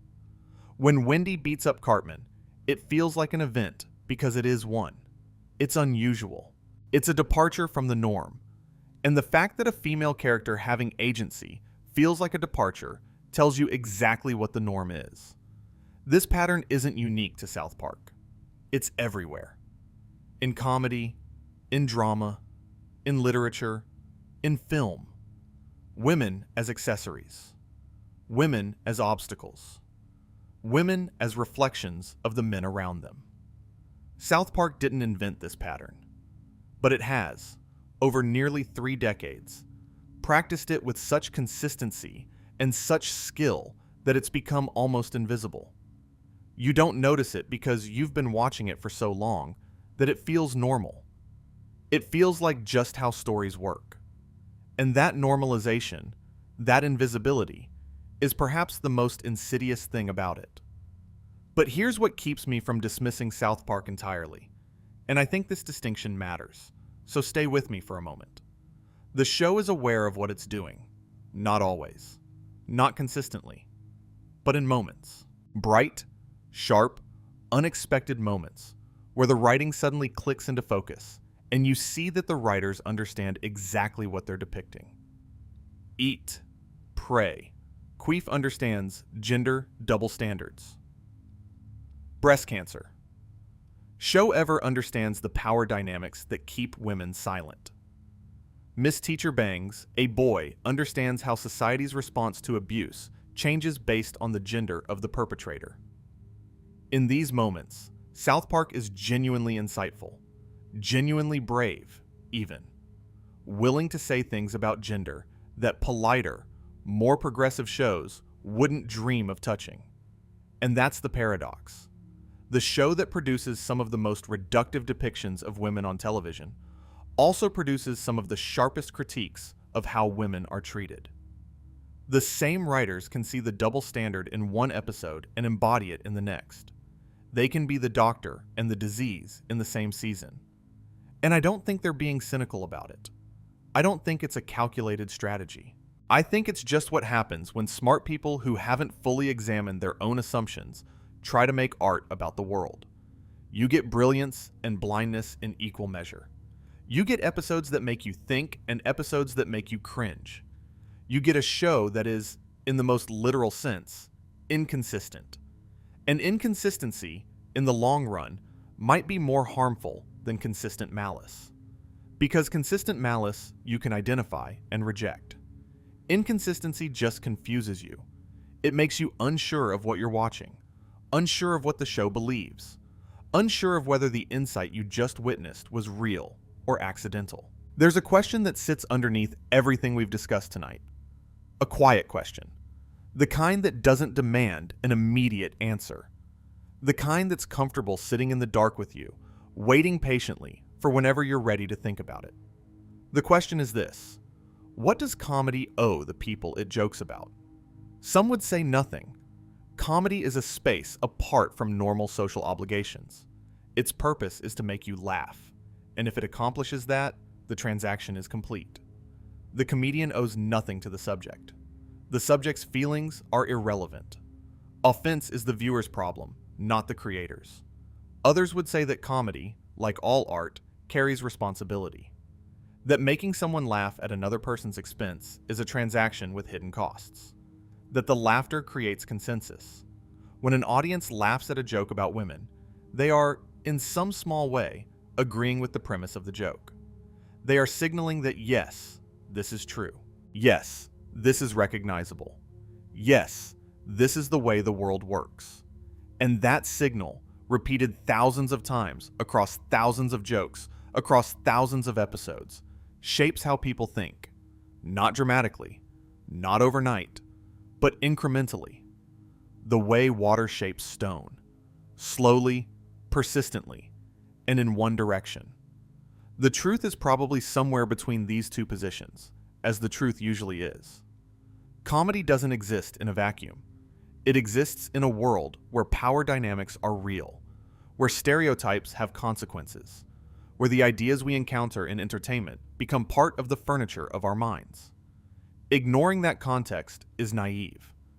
But policing comedy, trying to ensure that every joke is ideologically pure and morally blameless, is both impossible and probably undesirable. Comedy needs room to be dangerous, to test boundaries, to go too far. Some of the best comedy comes from precisely those moments where the line is crossed. The comedian George Carlin, who is often cited as an influence on South Park, made a useful distinction between punching up and punching down. He argued that comedy should comfort the afflicted and afflict the comfortable, that the best targets for humor are the people and institutions that have power, not the people who are already struggling. Carlin wasn't always consistent about this himself, but the principle is sound, and it's a principle that South Park applies selectively. The show punches up beautifully when it targets politicians, corporations, religious institutions, and cultural gatekeepers. It punches down, or at least sideways, when it targets women, racial minorities, and other groups with less cultural power. The same fist, aimed in different directions, produces very different effects. The question isn't whether comedy should cross lines, it's what happens after it crosses them. Does the comedian acknowledge what they've done? Do they reckon with the implications? Do they build on the insight that transgression can provide? Or do they just keep crossing lines for the rush of it, getting diminishing returns from each transgression, reaching for increasingly vulnerable targets because the shock value from the previous ones has worn off? South Park, over its long history, has done both. It has crossed lines that needed crossing, exposing hypocrisy and absurdity and moral cowardice that other shows were too timid to touch. And it has also crossed lines for no reason other than the crossing itself, inflicting damage on its targets without gaining any corresponding insight. The show is a master of transgression, but it is inconsistent in what it does with the view from the other side. And when the targets are women, the imbalance becomes harder to ignore. Because women are already, in the real world outside the cartoon, dealing with enough. They're dealing with being taken less seriously, being paid less, being listened to less, being believed less, being represented less. And a show that adds to that burden, even in the form of jokes, even in the form of cartoon characters made of construction paper, is contributing to something, not causing it, not solely responsible for it, but contributing. Whether that contribution matters is, ultimately, a personal question. It depends on how you weigh the value of laughter against the cost of reinforcement. It depends on whether you think culture shapes attitudes or merely reflects them.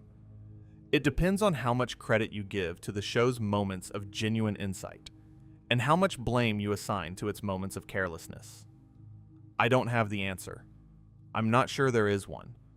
But I think the question is worth asking. And I think the fact that we're asking it, on a night like this, in the quiet space between waking and sleeping, is proof that the question matters. The comedian Hannah Gadsby did a special a few years back where she talked about the structure of jokes. She pointed out that a joke has two parts: the setup, which creates tension, and the punchline, which releases it. And she argued that when the setup involves real human pain, real suffering, real inequality, the punchline doesn't actually resolve anything. It just releases the tension. It lets the audience off the hook. It says, "Don't worry, it's just a joke. You don't have to sit with this. You don't have to feel anything. You can laugh and move on." South Park is a master of this kind of release. It creates tension, real tension, around issues that matter. Gender inequality, double standards, the commodification of women's bodies, the trivialization of violence against women. These are serious things. They cause real harm to real people. And the show engages with them, sometimes brilliantly, sometimes thoughtfully. But it always provides the release. The punchline. The joke that lets you stop caring. And maybe that's fine. Maybe comedy needs that release valve. Maybe the alternative, sitting with the tension forever, is too much to ask of a half-hour cartoon. But I wonder sometimes what South Park would look like if it held the tension a little longer. If it let the insight land without immediately undercutting it. If it trusted its audience to sit with discomfort instead of rescuing them from it. I think it would be a different show. A better show, in some ways. And a less funny one, probably. Which is the trade-off, isn't it? Always the trade-off. Insight or laughter. Depth or entertainment. The two are not always incompatible, but they pull in different directions. And South Park, when forced to choose, always chooses the laugh. There's a question that sits underneath everything we've discussed tonight. A quiet question. The kind that doesn't demand an immediate answer. The kind that's comfortable sitting in the dark with you, waiting patiently for whenever you're ready to think about it. The question is this: what does comedy owe the people it jokes about? Some would say nothing. Comedy is a space apart from normal social obligations. Its purpose is to make you laugh, and if it accomplishes that, the transaction is complete. The comedian owes nothing to the subject. The subject's feelings are irrelevant. Offense is the viewer's problem, not the creator's. Others would say that comedy, like all art, carries responsibility.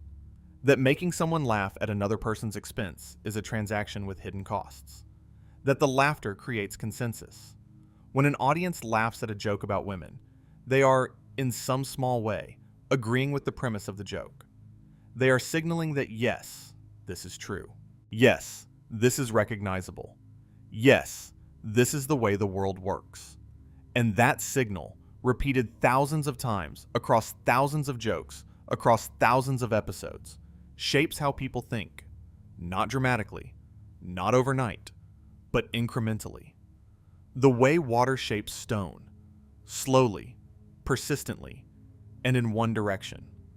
The truth is probably somewhere between these two positions, as the truth usually is.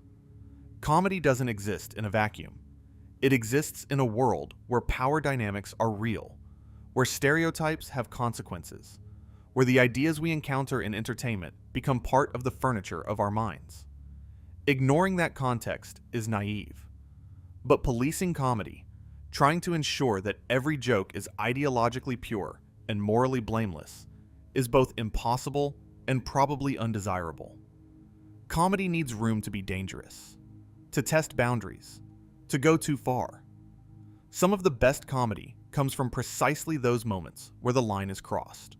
The comedian George Carlin, who is often cited as an influence on South Park, made a useful distinction between punching up and punching down. He argued that comedy should comfort the afflicted and afflict the comfortable. That the best targets for humor are the people and institutions that have power, not the people who are already struggling. Carlin wasn't always consistent about this himself, but the principle is sound, and it's a principle that South Park applies selectively. The show punches up beautifully when it targets politicians, corporations, religious institutions, and cultural gatekeepers. It punches down, or at least sideways, when it targets women, racial minorities, and other groups with less cultural power. The same fist, aimed in different directions, produces very different effects. The question isn't whether comedy should cross lines, it's what happens after it crosses them. Does the comedian acknowledge what they've done? Do they reckon with the implications? Do they build on the insight that transgression can provide? Or do they just keep crossing lines for the rush of it, getting diminishing returns from each transgression, reaching for increasingly vulnerable targets because the shock value from the previous ones has worn off? South Park, over its long history, has done both. It has crossed lines that needed crossing, exposing hypocrisy and absurdity and moral cowardice that other shows were too timid to touch. And it has also crossed lines for no reason other than the crossing itself, inflicting damage on its targets without gaining any corresponding insight. The show is a master of transgression, but it is inconsistent in what it does with the view from the other side. And when the targets are women, the imbalance becomes harder to ignore. Because women are already, in the real world outside the cartoon, dealing with enough. They're dealing with being taken less seriously, being paid less, being listened to less, being believed less, being represented less. And a show that adds to that burden, even in the form of jokes, even in the form of cartoon characters made of construction paper, is contributing to something, not causing it, not solely responsible for it, but contributing. Whether that contribution matters is, ultimately, a personal question. It depends on how you weigh the value of laughter against the cost of reinforcement. It depends on whether you think culture shapes attitudes or merely reflects them. It depends on how much credit you give to the show's moments of genuine insight, and how much blame you assign to its moments of carelessness. I don't have the answer. I'm not sure there is one. But I think the question is worth asking. And I think the fact that we're asking it, on a night like this, in the quiet space between waking and sleeping, is proof that the question matters. The comedian Hannah Gadsby did a special a few years back where she talked about the structure of jokes. She pointed out that a joke has two parts: the setup, which creates tension, and the punchline, which releases it. And she argued that when the setup involves real human pain, real suffering, real inequality, the punchline doesn't actually resolve anything. It just releases the tension. It lets the audience off the hook. It says, don't worry, it's just a joke. You don't have to sit with this. You don't have to feel anything. You can laugh and move on. South Park is a master of this kind of release. It creates tension, real tension, around issues that matter. Gender inequality, double standards, the commodification of women's bodies, the trivialization of violence against women. These are serious things. They cause real harm to real people. And the show engages with them, sometimes brilliantly, sometimes thoughtfully. But it always provides the release. The punchline.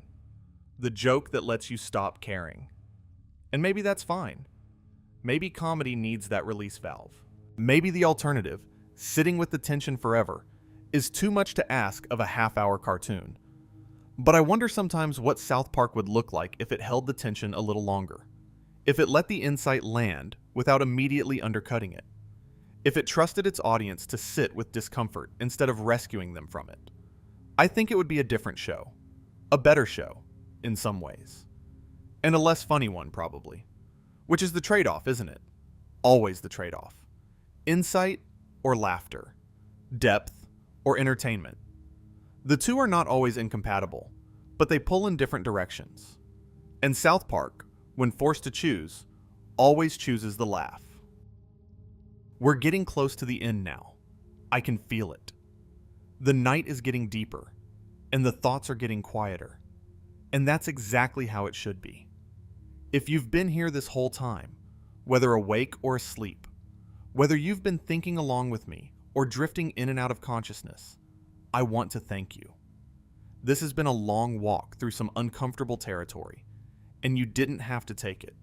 You could have listened to something lighter, something easier, something that doesn't ask you to think about gender politics while you're trying to fall asleep. But you're here, and that means something.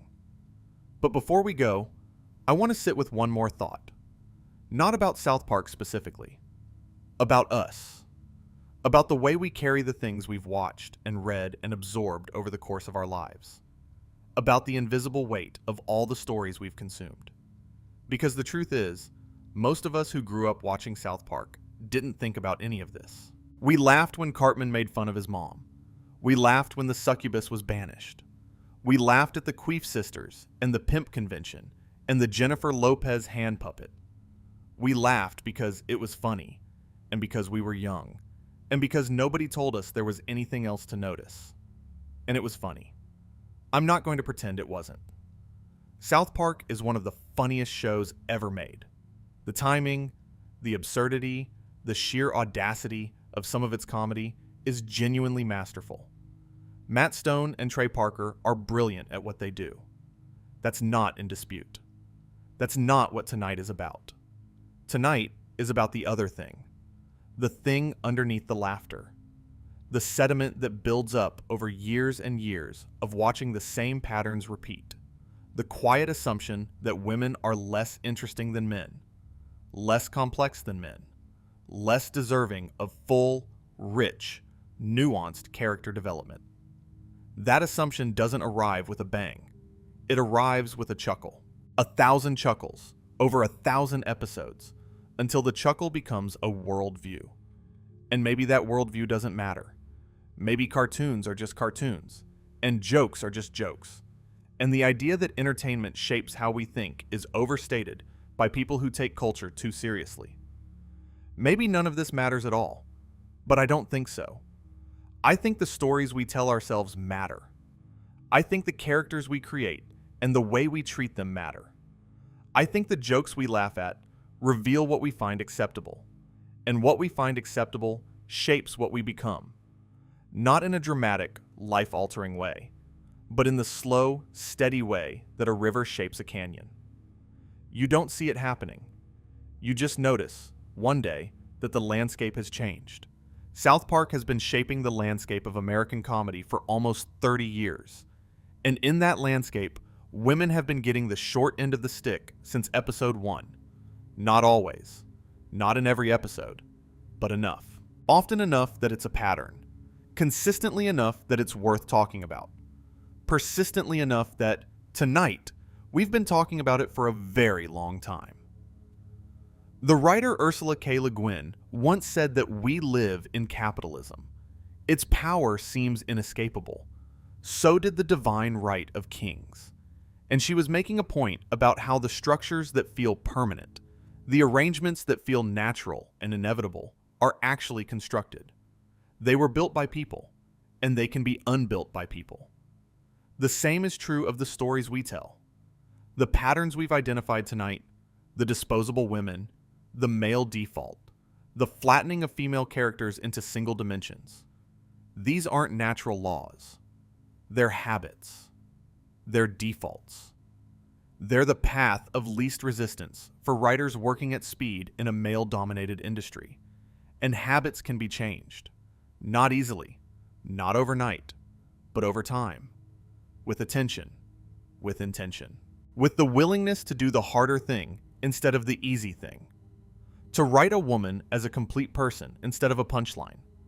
To give her a voice that isn't just an echo of the man standing next to her. To let her be messy and complicated and contradictory and real, the way the male characters get to be. South Park probably won't make that change. It's too set in its ways, too committed to its creative philosophy, too far along in its run to fundamentally alter its approach to gender. Matt Stone and Trey Parker have been making this show since they were in their 20s. They're in their 50s now. The show has outlasted marriages, careers, political movements, entire technological eras. It started before Google existed, before social media existed, before most of its current audience was born. And in all that time, the fundamental approach to female characters hasn't changed much. Leanne Cartman is still defined by her promiscuity. Wendy is still fighting battles that nobody remembers the next week. Women still appear, serve a function, and vanish. The machine runs the same way it always has. And that's okay, in the sense that not every show can be everything. Not every piece of art needs to solve every problem. But other shows can learn from what South Park does wrong.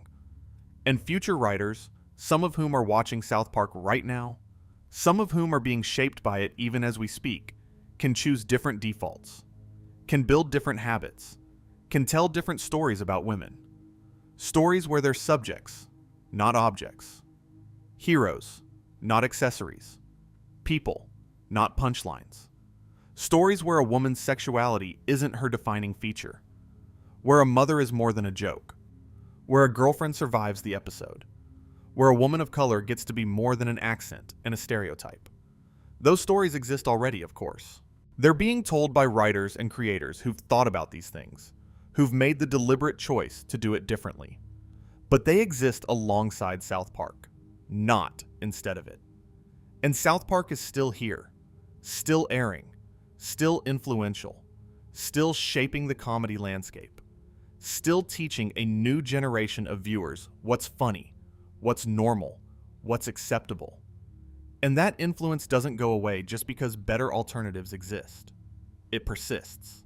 It coexists. It competes for the same audience's attention and the same audience's allegiance. And so the conversation continues, not as an argument to be won, but as an awareness to be maintained, a noticing that doesn't stop.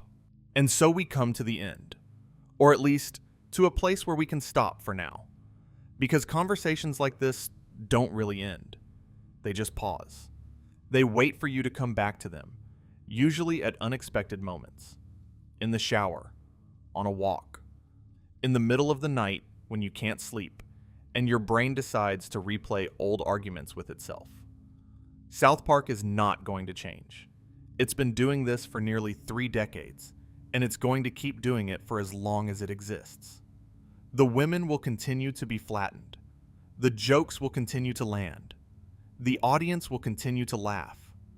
And somewhere in that laughter, the patterns we've discussed tonight will continue to reproduce themselves, invisibly, silently, like a machine that runs so smoothly you forget it's running at all.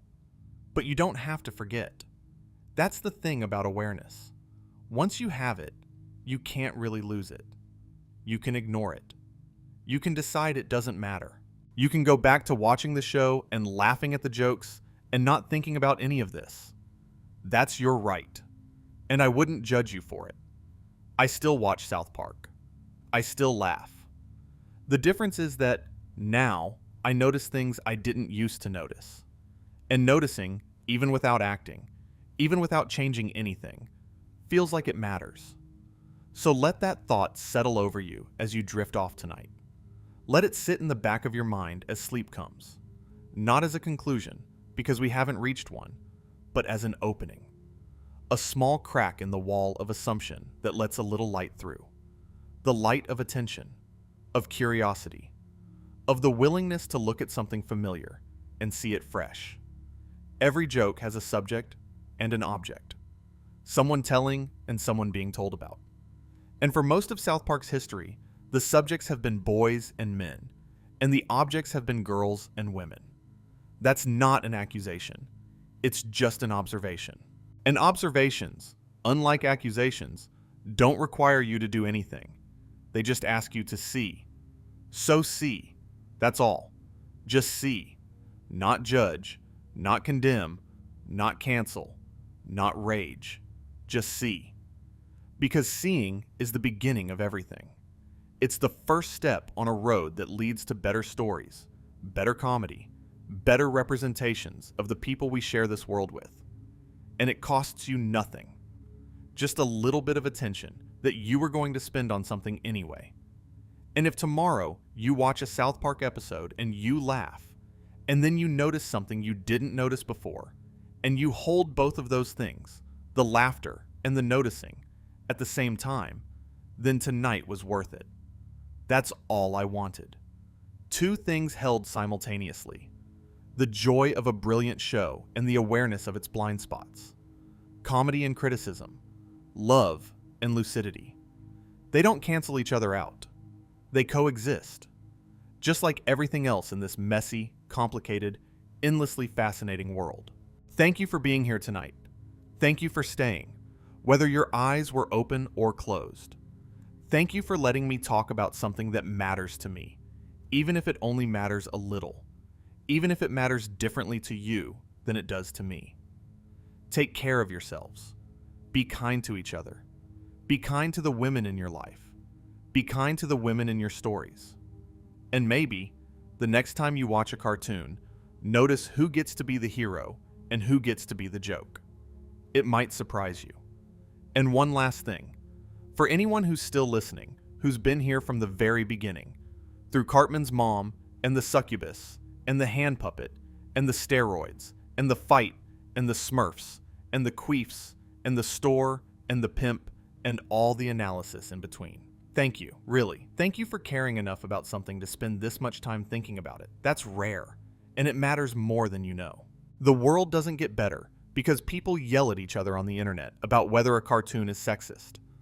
The world gets better because people like you, quiet people, thoughtful people, people who listen to long videos about animated shows in the middle of the night, choose to pay a little more attention, choose to notice a little more, choose to carry that awareness into their own lives, their own conversations, their own relationships. That's how things change, not with grand gestures, not with campaigns or movements or viral moments, but with attention, with the simple, radical act of noticing what you used to ignore.